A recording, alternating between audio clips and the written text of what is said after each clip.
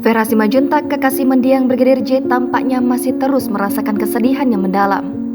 Sudah hampir 2 bulan ditinggal oleh Brigadir J, tampaknya Vera Simanjuntak tak bisa menutupi rasa rindunya kepada sang kekasih.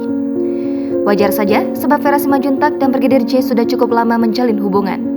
Lagi-lagi, Vera Simanjuntak meluapkan curahan hatinya melalui unggahan Instagram pribadinya, @vera_meratas. Ia menyebut jika hari ini adalah hari spesial untuk mereka berdua. Curahan hati Vera itu bisa dilihat dari postingan Instagram stories kekasih Brigadir J itu. Kemudian, ia juga mengingatkan Brigadir J jika hari ini merupakan hari spesial untuk mereka berdua. Curahan hati Vera terus berlanjut, ia turut mempertanyakan perasaannya. Vera Simanjuntak takut egois karena terus-menerus merasa rindu dengan Brigadir J. Sedangkan di sisi lain, dirinya harus mengikhlaskan kepergian sang kekasih hati agar tenang di tempatnya. Namun, Vera merasa bersyukur, rasa rindunya bisa sedikit terobati dengan hadirnya Brigadir J dalam mimpinya. Vera merasa kini hal tersebut sudah cukup mengobati rasa rindunya.